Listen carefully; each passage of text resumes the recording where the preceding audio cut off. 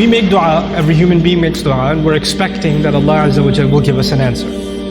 We're hoping that Allah will solve our problem. I'm talking about the ones we make for ourselves. One kind of dua is we want a problem that we have right now to be solved.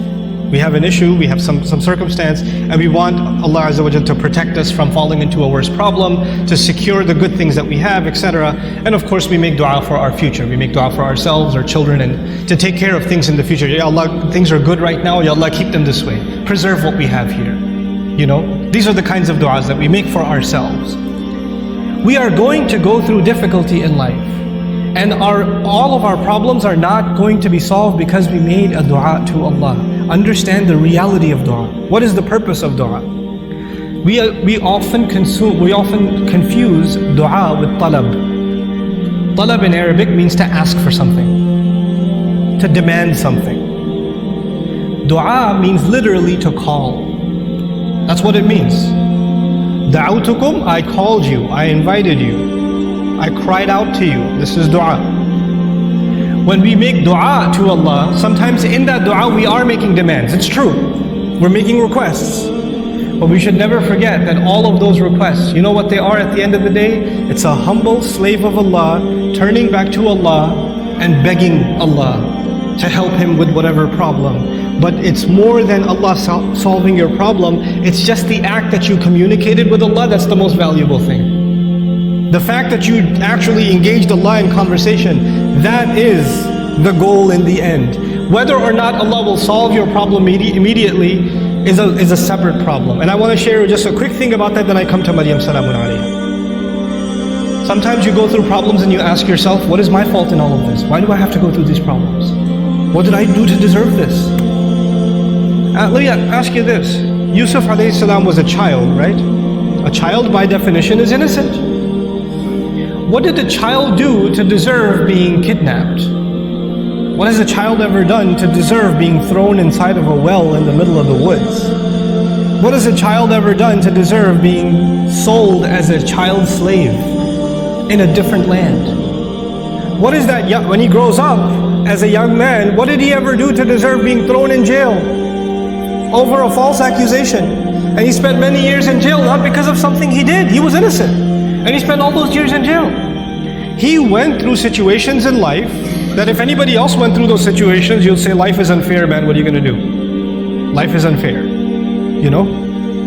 But you know what happens to a believer? They don't just say life is unfair, they say Allah is unfair, ma'adallah. Allah did that to him. Yet Allah says in Surah Yusuf, Wallahu ghalibun ala amrihi. Allah was overlooking everything he did in his decision. Every decision that was made for Yusuf, Allah was dominating that decision, overlooking that decision. How? Sometimes you and I go through difficulty because Allah knows something better is coming. Sometimes that better thing that is coming is for you. Sometimes it's for somebody else. Sometimes it's not for you. Sometimes it's for somebody else. Sometimes the benefit of your difficulty will come back to you. The return will come back to you while you are still alive. Sometimes the return is meant to come back to you after you go back to Allah. What happened with Yusuf alayhi salam? A father was separated from a child. It's a tragedy, isn't it? But imagine if he was never kidnapped, he would never be in the well.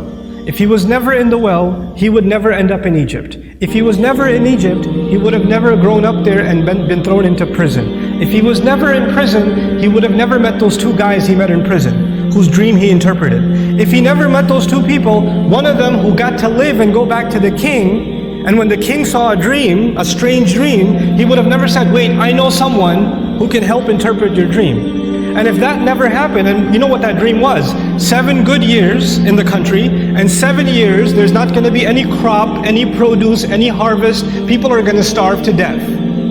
If Yusuf was not in prison, alayhi salam, and then was taken out to interpret that dream at that time, there would have been an economic, financial, social crisis in the country, and hundreds of thousands of children would have starved to death.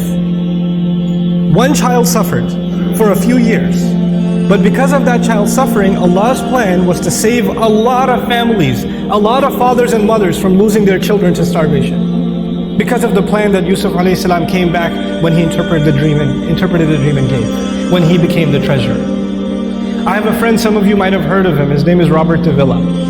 I asked the sister about him if she knows him, and she said yes, she's heard of him. The man can't move any part of his body other than his face. He can't move any part of his body. What did he ever do to deserve that? Nothing. But how many people have accepted Islam because of his disability? How many people have just heard about that and have come back to Allah? How many people that were ungrateful in life, even though they were Muslim, they were only Muslim by name, and decided to submit their heart back to Allah because that man is sitting in a bed. His suffering, his pain becomes guidance for millions of people.